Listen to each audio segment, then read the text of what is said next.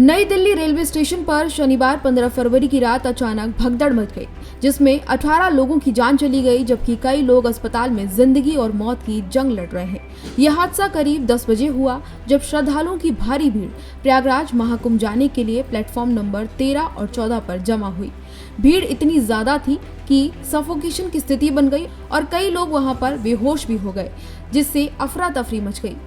ये पूरी घटना तब हुई जब हजारों की संख्या में यात्री प्रयागराज एक्सप्रेस का इंतजार करते हुए नजर आए। रेलवे द्वारा बार बार प्लेटफॉर्म बदलने की घोषणा के कारण लोग घबरा गए और वहां पर मौजूद लोगों का कहना है कि प्लेटफॉर्म नंबर 12, 13, 14 और 15 साथ ही साथ 16 पर यात्रियों की काफी ज्यादा भीड़ थी। त्योहारों पर भी लोगों ने इतनी भीड़ नहीं देखी जितनी भीड़ वहां पर मौजूद थी। इस दौरान कुछ यात्रियों की गिरने की जानकारी सामने आई और देखते ही देखते स्थिति बेकाबू हो गई। बता दें कि प्लेटफॉर्म पर अनाउंसमेंट की गई थी कि जो ट्रेन है वो 14 की जगह प्लेटफॉर्म नंबर 16 पर आ रही है। ऐसे में लोग प्लेटफॉर्म नंबर 16 की तरफ मूव करने लगे और भगदड़ की स्थिति बन गई।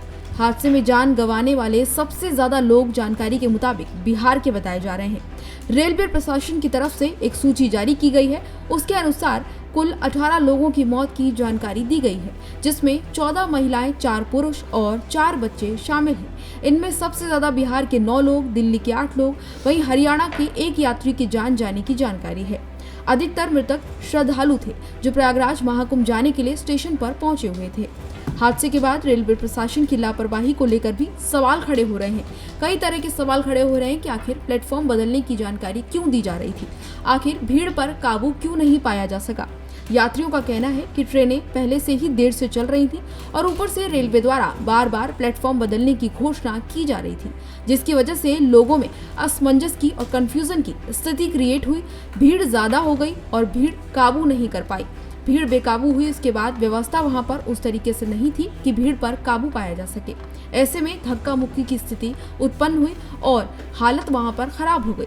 वहां पर मौजूद लोगों का कहना है कि जब लोग प्लेटफॉर्म पर ट्रेन का इंतजार कर रहे थे, तभी अचानक अनाउंसमेंट हुई कि ट्रेन का प्लेटफॉर्म बदल दिया गया है। हजारों की संख्या में वहां पर मौजूद लोग ट्रेन को पकड़ने के लिए दौड़ने लगे, क्योंकि लोगों के मन में था कि उनकी ट्रेन ना छूट जाए। ऐसे में धक्का मुक्की की स्थिति उत्पन्न हुई। इस दौरान कुछ यात्री गिर गए और भगदड़ में कई लोगों की जान चली गई। हादसे के तुरंत बाद रेलवे, पुलिस और प्रशासन मौके पर पहुंचा। साथ ही साथ घायलों को नजदीकी अस्पताल में भर्ती कराया गया, जहां कई लोगों की हालत गंभीर बनी हुई है।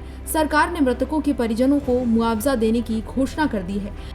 इस पूरी खबर पर प्रधानमंत्री मोदी भी शोक व्यक्त कर चुके हैं। हालांकि हादसे को लेकर जिस तरीके की स्थिति बनी हुई है, उस पर पूरी जानकारी हम आपको लगातार दे रहे हैं। साथ ही साथ जानकारी ये भी है कि इस पूरे मामले को लेकर उच्च स्तरीय जांच के लिए आदेश दे दिया गया है, ताकि मामले की गंभीरता को देखते हुए ये पता लगाया जा सके कि आखिर गलती किसकी है। इस घटना के बाद रेलवे प्रशासन पर भारी दबाव बना हुआ है। रेलवे बोर्ड ने इस घटना की जांच के लिए विशेष टीम गठित की है। यात्रियों की सुरक्षा को ध्यान में रखते हुए रेलवे ने भीड़ नियंत्रण के लिए नई गाइडलाइंस भी जारी करने की बात कही है।